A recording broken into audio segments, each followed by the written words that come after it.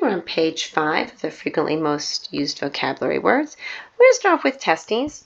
Testes are a male reproductive organ.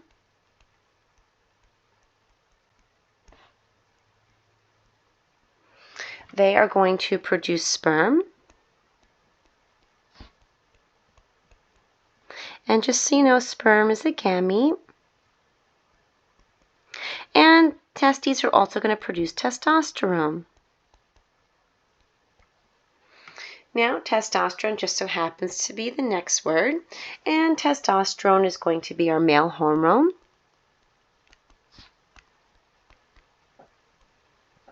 It is going to be responsible for secondary sex characteristics.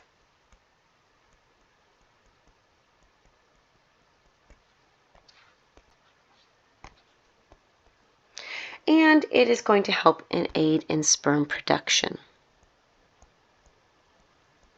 So once again, this all happens in the male. If I go on to the next vocabulary word, it just so happens to be uterus. So these two are male. Oops. These two are male. This one is in the female. The uterus, once again, is it's an organ, and it's going to be considered a structure. So it is the female reproductive structure. Reproductive, I'm going to write organ on this one. And I'm going to say it's the site. Its main role is its fetal development.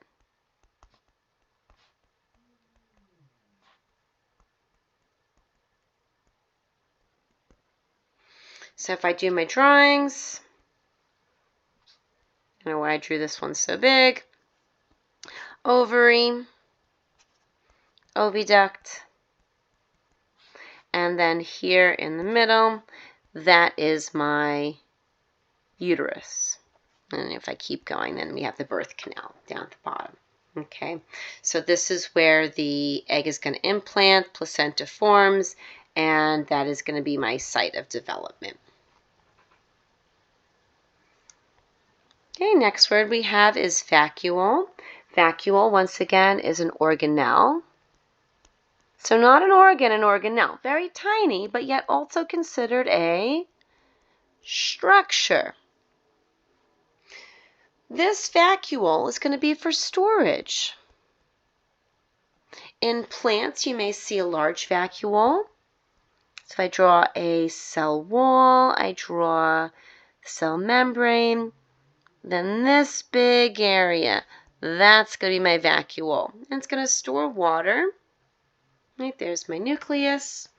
In an animal cell, the vacuole may be a little bit smaller. Nucleus will always be like this, right? ER, mitochondria has little squiggles in it, but you can have a circle that's going to be your vacuole. Then we have vaccine. The thing that I want you to know for vaccine, basically, please look at this, dead or weakened. And then I'm going to write pathogen, because that's what you're going to see on the regions. You're going to see dead or weakened pathogen in the reading, or as your choice or response. It could also be a dead or weakened virus, right? A lot of times they take the DNA out of the, all the genetic information outside of the virus, and all you're left is from the inside of the virus, all you're left is the outside of the virus. It can make you sick, but just helps your body to recognize, right? It stimulates, its main job is to stimulate an immune response. You want your body to be able to produce antibodies to help fight it. So this way, if your body does ever encounter the real live thing, the real bacteria, or the whatever it is, the real virus, this way now your body knows what it is. Some vaccines that you may have taken would be chickenpox. I had to go out and go get the chickenpox virus. We didn't have a vaccine for it. Now you can take the vaccine and your body recognizes chickenpox right off the bat and you never get it. All right, next one we have is a zygote. Zygote is another name for a fertilized egg.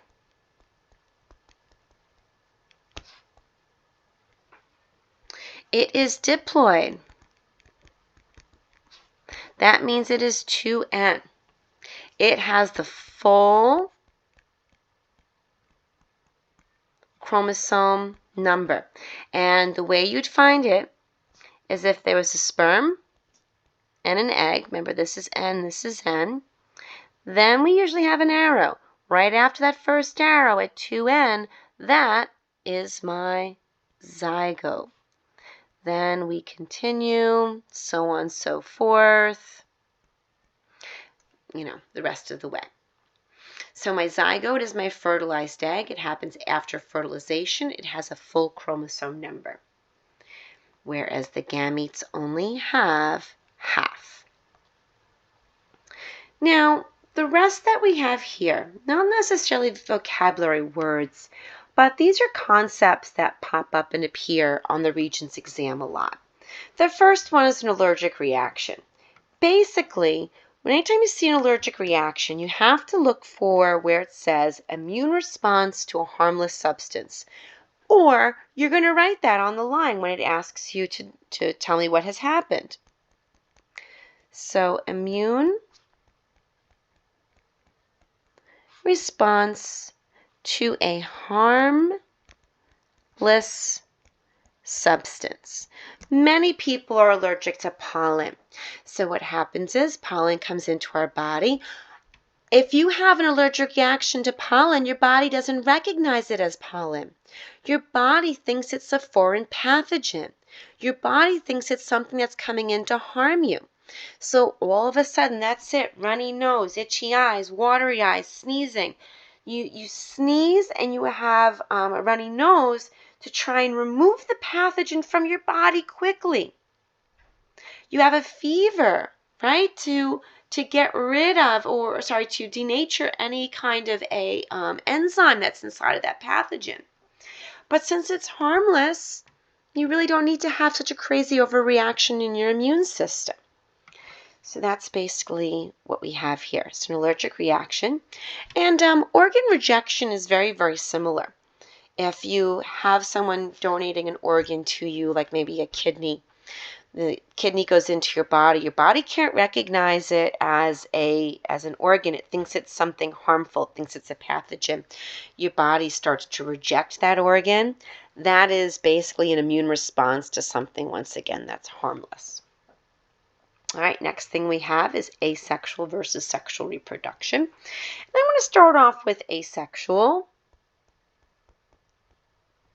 So asexual, the key here, and this wording is very specific. I don't want to say identical organism. I want to say identical genetic information. So my chromosome should be the same. Everything else, could be a little different. So if I'm looking at I'm going to draw a hydra. I'm not going to do a very good job at it, but here's my hydra. My hydra, well, it undergoes asexual reproduction. It undergoes budding. So a little one right here grows off the side. That's going to have the same DNA. I could have a plant. I could draw my little plant here. I could have a vine. And I do this with a plant that I put in the water with my betta fish. And I could just take a pair of scissors and I could go snip, snip, and just cut the plant right there. Then I'm going to take this top piece of the plant. I may stick that in a little vase with some water. That plant then goes in there. And then eventually it grows roots. And then eventually I can plant that plant somewhere else. Once again, also identical DNA. That genetic information is going to be the same. So that's asexual reproduction. Asexual reproduction can happen quickly. So I'm just going to add that over here. This can happen quick. There's no variety. That's the downfall of it. You know, I want to choose asexual reproduction if I ever need to preserve biodiversity, or if there are special genes that I want to keep. There's something special about the organism that I'm choosing to do this method with.